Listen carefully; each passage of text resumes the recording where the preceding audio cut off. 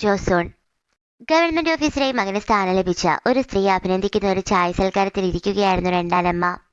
അന്നൊക്കെ ജോസോണിൽ ഗവൺമെന്റ് ഓഫീസറായി തീരുക എന്ന് പറഞ്ഞാൽ കുടുംബത്തിനൊരു മഹിമയാണ്. ആ സത്കാരത്തിനിടയിൽ ഗവൺമെന്റ് ഓഫീസറാകാനുള്ള എക്സാം പോലും എഴുതാത്ത രണ്ടാൺമക്കളുള്ള രണ്ടാനമ്മയെ എല്ലാവരും കളിയാക്കുന്നു. നമ്മുടെ അനിയനാകട്ടെ ജോസോണിലും ഒരു നല്ല ചിത്രകാരനായിരുന്നു. ചായത്തിന്റെ ലോകത്ത് ജീവിക്കാൻ ഇഷ്ടപ്പെടുന്ന അവനോട് എന്തുകൊണ്ട് എക്സാം എഴുതുന്നില്ല എന്ന് ചോദിച്ച് അവന്റെ അമ്മ ദേഷ്യപ്പെടുന്നു. എന്നോട് ക്ഷമിക്കണം മാതാശ്രീ, എനിക്ക് ചായക്കൂട്ടുകൾ വിട്ട് ഒരു ജീവിതമില്ല. അപ്പൂപ്പനാകട്ടെ എക്സാമിനെ എഴുതിയില്ലെങ്കിൽ രണ്ടാനമ്മയും മകനെയും പുറത്താക്കുമെന്ന് പറഞ്ഞ് അവരെ ഭീഷണിപ്പെടുത്തുന്നു. ദേഷ്യം വന്ന് അയാൾ അവിടെ ഉണ്ടായിരുന്ന പാത്രം അവരുടെ നേർക്കെടുത്തെറിയുന്നു.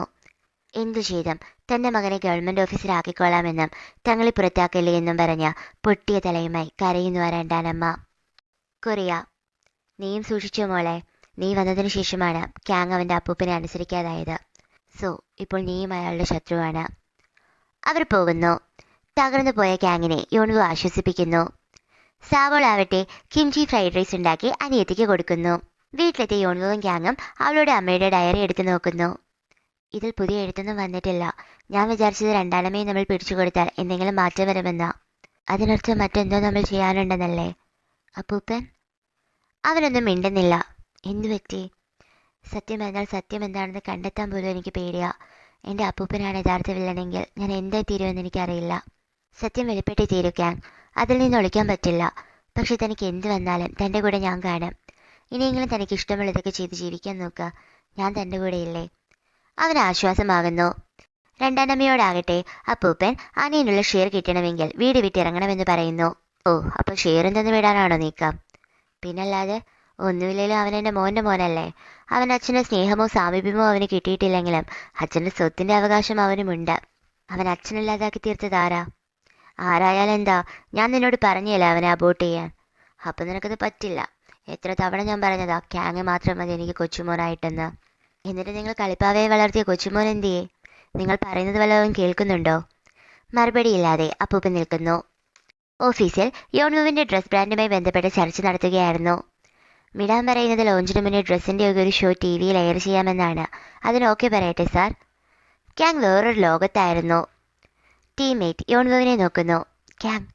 സ്വപ്നത്തിലെന്ന പോലെ ഉണർന്നു വരുന്ന അവനെ നോക്കി സങ്കടത്തോടെ യോൺവു ഇരിക്കുന്നു. രണ്ടാനമ്മയാകട്ടെ അപ്പൂപ്പൻ ക്യാങ്ങിൻ്റെ അമ്മയോട് ചെയ്തത് തൻ്റെ മകനോട് പറയുന്നു. സത്യമാണോ ഇത്? അല്ല, അമ്മ ഇക്കാര്യം ചേട്ടനോട് പറഞ്ഞോ? എന്തിനാ? പറയണമെന്ന് ഞാനും വിചാരിച്ചതല്ല. എന്തായാലും അവൻ അറിയണം. അതിൻ്റെ സമയം വന്നപ്പോൾ ഞാൻ പറഞ്ഞു. സമയം? എന്ത് സമയം? ചേട്ടൻ മൊത്തത്തിൽ തകർന്നു കാണുമല്ലോ ഇപ്പം. ഇതല്ല ഈ കമ്പനിക്ക് വേണ്ടിയാണോ? ആണ്, എനിക്കിത് മാത്രമേ ഉള്ളൂ. എൻ്റെ അച്ഛൻ്റെ കമ്പനി ഇത് ലയിപ്പിച്ച തകർന്നു പോയി വേണ്ടിയിരുന്ന ഈ കമ്പനി പിടിച്ചു നിന്നത്. അവിടെ നിന്ന് ഈ നിലയിൽ ഇന്നെത്തിയതിന് ഞാനും പങ്കുവച്ചിട്ടുണ്ട്. നിങ്ങൾക്ക് ഈ കമ്പനി മാത്രമേ ഉള്ളല്ലേ, മറ്റൊന്നുമില്ല എന്നും പറഞ്ഞ് പോകുന്ന അവനോട് അവൻ്റെ ഷെയർ കിട്ടണമെങ്കിൽ മാറി താമസിക്കാൻ അപ്പൂപ്പൻ പറഞ്ഞെന്നും അതിനാൽ ഹോട്ടലിലേക്ക് മാറാനും രണ്ടാനമ്മ പറയുന്നു. ആ കൃഷി പെണ്ണാകട്ടെ അപ്പൂപ്പന് സ്പൈയായി അവൾ പ്രവർത്തിച്ച കാര്യം തെളിവ് സഹിതം ക്യാങ്ങിനോട് പറയുന്നു. അങ്ങനെ എല്ലാ കാര്യവും ചോദിക്കാൻ ക്യാങ് അപ്പൂപ്പൻ്റെ അടുത്തെത്തുന്നു. ആണ്, ഞാനെല്ലാം ചെയ്തത്. അതിനെന്താ? ഞാൻ എൻ്റെ മോൻ്റെ നന്മയ്ക്കായാണ് ചെയ്തത്. നന്മയോ? എന്ത് നന്മ? എനിക്ക് മനസ്സിലാവുന്നില്ല. നീ എന്നെ ചോദ്യം ചെയ്യാറായോ? നിന്റെ അച്ഛനും അമ്മയും മരിച്ച് നിന്നെ ഇത്രയും വളർത്തി വലുതാക്കി എന്നെ നീ ചോദ്യം ചെയ്യുന്നോ? ഈ വളർത്തി വലുതാക്കി എൻ്റെ കഥ കേട്ട് ഞാൻ മടുത്തപ്പൂപ്പ. എൻ്റെ അച്ഛൻ്റെ അമ്മയുടെ മരണത്തിന് കാരണക്കാരനായി അത് രണ്ടാനമ്മയാണെന്ന് എന്നോട് പറഞ്ഞ് അവരെ എന്നെ കൊണ്ട് വെറുപ്പിച്ച് നിങ്ങളുടെ ആഗ്രഹത്തിനൊത്തൊരു പാവയാക്കി എന്നെ വളർത്തിയിട്ട് നിങ്ങൾക്ക് എന്ത് കിട്ടി? ശരിയാ, എനിക്ക് എന്ത് കിട്ടി? എൻ്റെ ജീവിതം മൊത്തം ഞാൻ നിനക്ക് വേണ്ടിയിട്ടാണ് ജീവിച്ചത്. എന്നിട്ടോ എങ്ങോ കിടന്ന് ആ പെണ്ണിനെ കെട്ടി അവൾക്ക് വേണ്ടി നീ കമ്പനിയെ വേണ്ടാന്ന് വെച്ചു. ഇപ്പോൾ എനിക്ക് നേരെ ശബ്ദമുയർത്തുന്നു. എല്ലാം അവൾ കാരണമാ. നീയും നിന്റെ അച്ഛനെ പോലെ ഒരു പെണ്ണിന് വേണ്ടി ജീവിതം ജീവിച്ചു കളയും. അവളെ ഞാൻ വെറുതെ വിടുമെന്ന് നിനക്ക് തോന്നുന്നുണ്ടോ? അവളുടെ രോമത്തിൽ പോലും തൊടാൻ പറ്റും എന്ന് നിങ്ങൾ വിചാരിക്കണ്ട. നിങ്ങളുമായിട്ടുള്ള സകല ബന്ധവും ഈ നിമിഷം ഞാൻ ഉപേക്ഷിച്ചു. എന്താ നീ പറഞ്ഞേ? എൻ്റെ അമ്മയെ കൊന്ന ഇപ്പം എൻ്റെ ഭാര്യയും കൊല്ലുമെന്ന് പറയുന്ന നിങ്ങളെ അപ്പൂപ്പനെ ഇനിയും കാണാൻ എനിക്ക് പറ്റില്ലെന്ന് അയാൾ അവനെ അടിക്കുന്നു.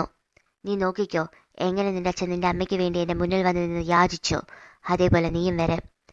അങ്ങനെ ഒരിക്കലും നടക്കില്ല എന്ന് പറഞ്ഞ് അവൻ പോകുന്നു. ദേഷ്യം അടക്കാൻ കഴിയാതെ അയാൾ നിൽക്കുന്നു. പുറത്ത് ക്യാങ്ങിനെയും കാത്ത് കാറിൽ സെക്രട്ടറിയും യോൺവുവും ഉണ്ടായിരുന്നു. ഏറെ നേരമായിട്ടും ക്യാങ്ങിനെ കാണാതെ അവനെ നോക്കിയിറങ്ങി അവൾ കാണുന്നത് നെഞ്ചുവേദന വന്ന് വീഴാൻ പോകുന്ന ക്യാങ്ങിനെയാണ്. അവൾ ഓടിച്ചെന്ന് അവനെ പിടിക്കുന്നു. വീട്ടിലെത്തി പരിശോധിച്ച ഡോക്ടർ ആകട്ടെ അവളോട് അവന്റെ അവസ്ഥ തുറന്നു പറയുന്നു. വലിയ പ്രശ്നമില്ലാതെ പോയിക്കൊണ്ടിരുന്നതാ ഗ്യാങ്ങിന്റെ ഹൃദയം. പക്ഷെ 3 മാസമായി മൊത്തത്തിൽ കുഴപ്പമാ. എത്രയും പെട്ടെന്ന് ഹോസ്പിറ്റലൈസ്ഡ് ആയില്ലെങ്കിൽ എന്ത് സംഭവിക്കാം? താൻ വന്നതിനു ശേഷമാണ് ഗ്യാങ്ങിന്റെ ഹൃദയം മോശമായതെന്ന തിരിച്ചറിവിൽ അവൾ സ്തബ്ധയായി നിന്നു പോകുന്നു. നിന്റെ സമ്മാനത്തിന് നന്ദി മരുമോളെ, എനിക്ക് നന്നായി ബോധിച്ചു. അപ്പോൾ ഗ്യാങ് ഇവിടെ വന്നു അല്ലേ? നീ ഇപ്പോൾ ചെയ്തത് തെറ്റ്. നിനക്ക് നഷ്ടപ്പെടാൻ ഏറെയുണ്ടെന്ന് നീ ഓർത്തോ? എന്നെക്കാൾ കൂടുതൽ നഷ്ടപ്പെടാനുള്ളത് നിങ്ങൾക്കാ. അല്ല, നഷ്ടപ്പെട്ടുകൊണ്ടിരിക്കുവല്ലേ? ഓർമ്മിപ്പിച്ചതിന് നന്ദി. ആ കാര്യം കൈകാര്യം ചെയ്യാൻ എനിക്കറിയാം. ഇതേ സമയം ആ നീലക്കണ്ണുള്ള സ്ത്രീയുമായി കൂടിക്കാഴ്ച നടത്തുകയായിരുന്ന യോൺവു. നിന്റെ വീടിന് മുമ്പിലുള്ള ആ പൂമരത്തിനെ 100 ദിവസത്തെ പൂമരം എന്ന് വിളിക്കാറുണ്ട്. അതെന്താ? അത് 100 ദിവസത്തേക്ക് പൂവിടുന്നത് കൊണ്ടല്ലേ? അല്ല, എന്താ ഇപ്പൊ പെട്ടെന്ന് ഇങ്ങനെ ചോദിക്കാൻ? നീ ജോസോണിൽ നിന്ന് കൊണ്ടുവന്ന ആ പൂച്ചില്ലയിലെ അവസാന പൂവ് നീ ഇവിടെ വന്നതിന് 100-ാം ദിനം പൊഴിയും. ആ ദിനം സമയത്തിന്റെ വാതിൽ തുറക്കപ്പെടും. നിന്റെ ആദ്യത്തെയും അവസാനത്തെയും അവസരമാണിത്. നിനക്ക് ജോസോണിലേക്ക് പോകാം, പോകാതിരിക്കാം. പക്ഷെ നീ പോകാതിരുന്നാൽ എങ്ങനെ ക്യാങ് അവന്റെ കഴിഞ്ഞ ജന്മത്തിൽ മരിച്ചു, ആ രീതിയിൽ അവൻ ഈ ജന്മവും മരിക്കും. തീരുമാനം നിന്റേതാണ്. എന്റെ തീരുമാനമാണ് അപ്പോൾ എന്റെ വിധിയെന്നാണോ? അതെ. നിന്റെ പാസ്റ്റ് മാറ്റാതെ നിനക്കൊരിക്കലും നിന്റെ പ്രസന്റ് മാറ്റാൻ പറ്റില്ല. ഇതൊക്കെ നിങ്ങൾ എന്തിനാ എന്നോട് ചെയ്യുന്നത്? ഞാനൊരു കടം തീർക്കുകയാണ്. ഒരാൾക്ക് ഒരുപാട് നാൾക്ക് മുന്നേ ഞാൻ കൊടുത്ത ഒരു പ്രോമിസ് എനിക്ക് പാലിക്കാനുണ്ട്. ആ നീലക്കണ്ണുള്ള സ്ത്രീയുടെ കുഞ്ഞുനാളിൽ അവരുടെ കണ്ണിന്റെ നിറം വെച്ചിട്ട് രാക്ഷസി എന്ന് വിളിച്ച് അവരെ മറ്റു കുട്ടികൾ കല്ലെടുത്തെറിഞ്ഞിരുന്നു. ഒടുവിൽ അവരുടെ തല പൊട്ടി ചോര വരെ വരുന്നു. അന്ന് അവരെ രക്ഷിച്ചത് യോൺവുവിന്റെ അപ്പൂപ്പനാണ്. അതിന്റെ പ്രതിഫലമായി ആ നീലക്കണ്ണുള്ള സ്ത്രീ ആ വാച്ച് യോൺവുവിന്റെ അപ്പൂപ്പന് നൽകുന്നു. എന്തിനാ മോളെ എനിക്കിത്? ഇതൊന്നും വേണ്ട. പകരം നിനക്ക് ഇപ്പോൾ നേരിട്ട പോലെ ഒരവസ്ഥ മറ്റാർക്കെങ്കിലും വന്നാൽ അവരെ സഹായിച്ചാൽ മതി. അങ്ങനെ തന്നെ ഞാൻ ചെയ്യും. അതാ ഞാൻ ഈ വാച്ച് അപ്പൂപ്പന് തരുന്നത്. ഞാൻ അങ്ങനെ ചെയ്യുമെന്ന് അങ്ങേ കാട്ടാൻ. അവൾ ആ വാച്ച് യോൺവുവിന്റെ അപ്പൂപ്പനെ കയ്യിൽ വെച്ച് കൊടുക്കുന്നു. ആ വാച്ചിൽ നോക്കി ആ അപ്പൂപ്പൻ മുഖമുയർത്തിയപ്പോൾ ആ നീലക്കണ്ണുള്ള സ്ത്രീ അവിടെ ഉണ്ടായിരുന്നില്ല. ചിലർ ചെയ്യുന്ന ചെറിയ നല്ല പ്രവൃത്തികൾ മറ്റുള്ളവരുടെ ജീവിതത്തിൽ ചെലുത്തുന്ന സ്വാധീനം വളരെ വലുതാണ്. എനിക്കാകെ തമ്പുരാട്ടിക്കായി ചെയ്യാൻ പറ്റുന്നത് അവിടുന്ന് സമയം മുന്നോട്ട് നീക്കുക എന്നതായിരുന്നു. ആ സമയത്ത് എന്ത് ചെയ്യണമെന്നുള്ള അവിടുന്ന് തീരുമാനമായിരിക്കും അവിടുന്ന് വിധി. അവിടുന്ന് മാത്രമല്ല ക്യാങ്ങിൻ്റെതും. തിരികെ വീട്ടിലെത്തിയ യോൺവു മയങ്ങുകയായിരുന്ന ക്യാങ്ങിനടുത്ത് വന്ന് എന്തുകൊണ്ടാണ് തന്റെ അമ്മയുടെ ഡയറിയിൽ പുതിയ എഴുത്തുകളൊന്നും വരാത്തതെന്ന് തനിക്ക് മനസ്സിലായെന്ന് പറയുന്നു. അതെ, അവൾ തിരികെ പോയാൽ മാത്രമേ പാസ്റ്റ് ചേഞ്ച് ആവുകയുള്ളൂ. എന്നാലേ പ്രസന്റ് നല്ലതാകൂ. നമ്മുടെ സാവോളാകട്ടെ കയ്യിലുള്ള കാശും തീരാറായി എന്തു ചെയ്യണമെന്നൊരു എത്തും പിടിയുമില്ലാതെ ഇരിക്കുമ്പോഴാണ് ജോലിക്കായി ഇറങ്ങുന്ന സെക്രട്ടറിയുടെ അനിയത്തിയെ കാണുന്നത്. അവളോട് സാവോൾ തനിക്കും ഒരു പാർട്ട് ടൈം ജോലി ഒപ്പിച്ചു കൊടുക്കുമോ എന്ന് ചോദിക്കുന്നു. പക്ഷെ ചേട്ടനറിഞ്ഞ ചേട്ടനോട് പറയണ്ടെന്ന്, ഇവിടെ വെറുതെ ഇരുന്ന് എനിക്ക് മടുത്തു. അവൾ സമ്മതിക്കുന്നു. അങ്ങനെ സാവൾ തന്റെ കുക്കിംഗ് സ്കിൽസ് കൊണ്ട് ഒരമ്മൂമ്മയെ അതിശയിപ്പിക്കുന്നു. വളരെയധികം ഇംപ്രസ്ഡ് ആയ ആ അമ്മൂമ്മ അവളോട് നാളെ തന്നെ ജോയിൻ ചെയ്യാനും വരുമ്പോൾ ID കാർഡ് കൊണ്ടുവരാനും പറയുന്നു. എന്ത് ചെയ്യാൻ, ID കാർഡ് ഇല്ലാത്തതിനാൽ സാവളിന് ആ ജോലി കിട്ടുന്നില്ല. അങ്ങനെ പുതിയ ജോസോണിൽ ജീവിക്കാൻ താൻ വിചാരിച്ചതുപോലെ അത്ര എളുപ്പമല്ലെന്ന് സാവൾ മനസ്സിലാക്കുന്നു. ക്യാങ് യോൺവുവിനെയും കൊണ്ട് തന്റെ അച്ഛന്റെയും അമ്മയുടെയും ഓർമ്മസ്ഥലം സന്ദർശിക്കുന്നു. തന്റെ കൂടെ ലൈഫ് സ്പെൻഡ് ചെയ്യാൻ പോകുന്ന ആളാണെന്ന് പറഞ്ഞ യോൺവുവിനെ തന്റെ അച്ഛനും അമ്മയ്ക്കും ക്യാങ് പരിചയപ്പെടുത്തുന്നു. അത് കേട്ട് ഒന്നും മിണ്ടാനാകാതെ യോൺവു നിൽക്കുന്നു. അവർ പോയി കഴിഞ്ഞപ്പോൾ അവിടേക്ക് രണ്ടാനമ്മയുടെ വിശ്വസ്തനെത്തുന്നു. അയാൾ തന്റെ ഭാര്യയെയും അവരുടെ വയറ്റിലുണ്ടായിരുന്ന തന്റെ കുഞ്ഞിന്റെയും ഓർമ്മസ്ഥലം സന്ദർശിക്കാനാണ് എത്തിയത്. വിഷമിക്കേണ്ട, നിങ്ങൾക്ക് ഞാൻ നീതി നേടിത്തരാം. രാത്രി വരെയും ജോലി അന്വേഷിച്ചിട്ടും ഒന്നും കിട്ടാതെ സങ്കടപ്പെട്ട് കള്ളു കുടിച്ചിരിക്കുന്നു സാവോൾ. അങ്ങോട്ടേക്ക് സെക്രട്ടറി വരുന്നു. എന്നോട് അനിയത്തി പറഞ്ഞു താൻ പാർട്ട് ടൈം ജോലി അന്വേഷിക്കുന്നുണ്ടെന്ന്. എന്തിനാ, മാറി താമസിക്കാൻ വരെ പ്ലാനും ഉണ്ടോ തനിക്ക്? അങ്ങനെയൊന്നുമില്ല. പിന്നെ എന്തിനാ ഇങ്ങനെ ചെയ്യുന്നേ? ഞാൻ തൻ്റെ കാര്യങ്ങളൊക്കെ നന്നായി നോക്കുന്നില്ലേ? അത് തന്നെ എൻ്റെ പ്രശ്നം. ഓർമ്മ വെച്ച് നാളെ മുതൽ ജോലി എടുത്ത് ജീവിച്ചോളാം ഞാൻ. പക്ഷെ ഇപ്പോൾ എനിക്ക് എന്നോട് തന്നെ ഒരു മതിപ്പില്ല. ഞാൻ ഇങ്ങനെ ഒരു പണിയെടുക്കാതെ വെറുതെ ഇരുന്ന് തിന്ന് നിങ്ങൾക്കൊരു ബാധ്യതയായി തീർന്നാലോ? സവൾ ഇങ്ങനെയൊന്നും പറയല്ലേ. തനിക്ക് എത്ര നാൾ വേണമെങ്കിലും എൻ്റെ വീട്ടിൽ നിൽക്കാം. യാതൊരു റിഗ്രറ്റും വേണ്ട. Just marry me. എന്താ? സെക്രട്ടറി ആ ക്യാരൻ്റെ അടപ്പ് ഒരു മോതിരം പോലെയാക്കി അവളുടെ വിരലിൽ അണിയിക്കുന്നു. Will you marry me my Saul? ആ യുണീക്ക് ആയിട്ടുള്ള റിങ് നോക്കി സാവോൾ പറഞ്ഞു. Yes I will. നിങ്ങളെ അല്ലാതെ മറ്റാരെയാണ് ഞാൻ കല്യാണം കഴിക്കേണ്ടത്?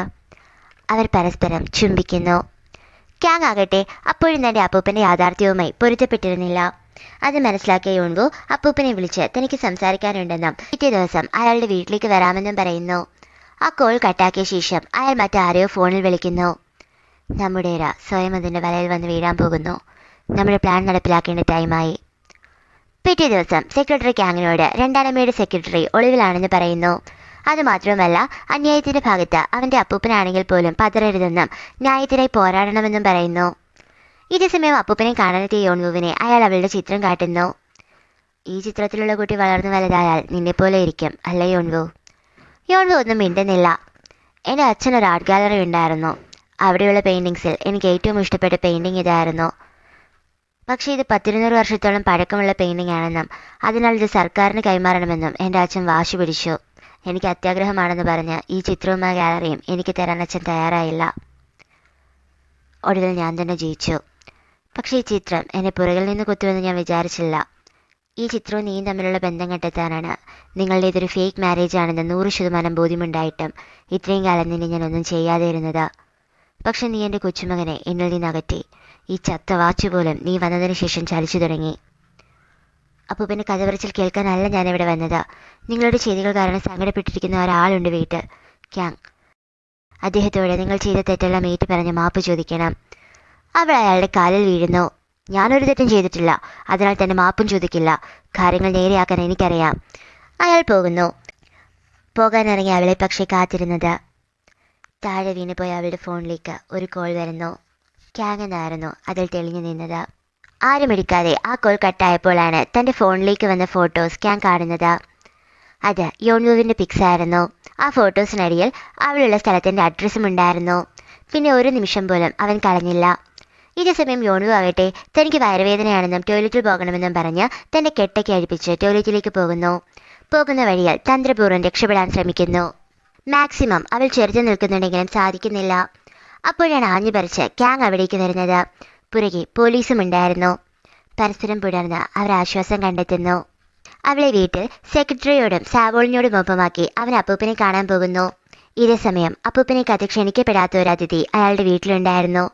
കുറേ നാളായി ഞാൻ ഇവിടെ വരണമെന്ന് ആഗ്രഹിക്കുന്നു. അതിനുള്ള സമയമായപ്പോൾ ഞാൻ എത്തുകയും ചെയ്തു. അയാൾ എഴുന്നേറ്റ് അപ്പൂപ്പൻ അരികിലേക്ക് വരുന്നു.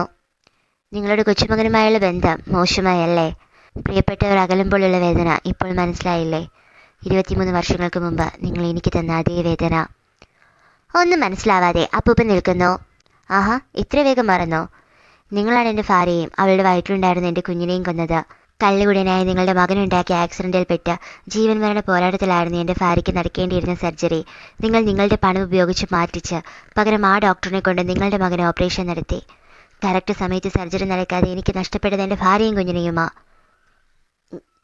ഞാനെൻ്റെ മോനെ രക്ഷിക്കാനാണ് നോക്കിയത്. അതെന്താ, എൻ്റെ ഭാര്യയുടെയും കുഞ്ഞിൻ്റെയും ജീവൻ ജീവനല്ലേ എന്ന് പറഞ്ഞ് അയാൾ അപ്പൂപ്പനെ കൊങ്ങയ്ക്ക് പിടിക്കുന്നു. അപ്പോഴും താൻ തെറ്റൊന്നും ചെയ്തിട്ടില്ല എന്നും അയാൾക്ക് നഷ്ടപരിഹാരം തന്നുവെന്നുമൊക്കെ അപ്പൂപ്പൻ പറയുന്നു. നിർത്ത്. വിജയിക്കാൻ 90% ചാൻസ് ഉണ്ടായിരുന്ന എൻ്റെ ഭാര്യയുടെ സർജറി 1% പോലും ചാൻസ് ഇല്ലാത്ത നിങ്ങളുടെ മകനെ മാറ്റിച്ചിട്ട് നിങ്ങൾ എന്ത് നേടി? നിങ്ങളുടെ മകൻ രക്ഷപ്പെട്ടോ? മരിച്ചില്ലേ അയാൾ? കൂടെ എന്തിനാ നിങ്ങൾ എൻ്റെ ജീവിതത്തിൽ തന്നെ ഇല്ലാതാക്കിയത്? എന്നിട്ട് തന്ന പിച്ച കാശിൻ്റെ കണക്ക് പറയുന്നോ? നീ ചാവേണ്ടവനാ. അയാൾ പിടുത്തം മുറുക്കുന്നു. ഇത് കണ്ടുകൊണ്ട് അവിടേക്ക് വന്ന ക്യാങ് അയാളെ തള്ളി മാറ്റുന്നു. നോക്കട മോനെ, നിന്റെ രണ്ടാനമ്മയും യോൺവുവും ഇവനും എല്ലാം കൂടി ചേർന്ന് നിന്നെ തെറ്റിദ്ധരിപ്പിച്ച് നമ്മളെ രണ്ടാക്കി ഇപ്പം എന്നെ കൊല്ലാൻ നോക്കുന്നു. കണ്ടില്ലേ നിന്റെ അപ്പൂപ്പൻ്റെ യഥാർത്ഥ മുഖം? തെറ്റ് ചെയ്തിട്ട് അത് മറ്റുള്ളവരുടെ തലയിൽ കെട്ടിവെക്കാൻ ഒരു ഉളുപ്പുമില്ലാത്ത നാണമില്ലാത്ത മനുഷ്യൻ. അയാളുടെ മുന്നിൽ മുട്ടുകുത്തിയെന്ന് ക്ഷമ ചോദിക്കാൻ ഒരുങ്ങവേ അയാൾ അവിടെ ഉണ്ടായിരുന്ന ഒരു വേസെടുത്ത് ചാവ എന്ന് പറഞ്ഞ് അവൻ്റെ തലയിൽ അടിക്കാൻ ഒരുങ്ങുന്നു. പ്രിയപ്പെട്ടവർ മരിക്കുമ്പോഴുള്ള വേദന നിന്റെ അപ്പൂപ്പൻ അറിയട്ടെ. എന്ത് ചെയ്യണമെന്നറിയാതെ സ്റ്റക്കായി ഇരുന്നു പോകുന്ന ക്യാങ്. ഇതേസമയം എല്ലാത്തിൻ്റെയും പിന്നിൽ വിശ്വസ്തനാണെന്ന് മനസ്സിലാക്കിയ യോൺവു ക്യാങ്ങിനടുത്തേക്ക് ഓടുകയായിരുന്നു. ക്യാങ് ആകട്ടെ ബോധരഹിതനായി വീഴുകയും. എന്തായിരിക്കും ഇനി സംഭവിക്കാൻ പോകുന്നത്? യോൺവു തിരിച്ച് ജോസോണിലേക്ക് പോകുമോ, അതോ തൻ്റെ എല്ലാമായ ക്യാങ്ങിനോടൊപ്പം നിൽക്കുമോ? അതറിയാൻ കൂടുതൽ എപ്പിസോഡുകൾക്കായി കാത്തിരിക്കൂ ലൂണ ടോക്സിലൂടെ.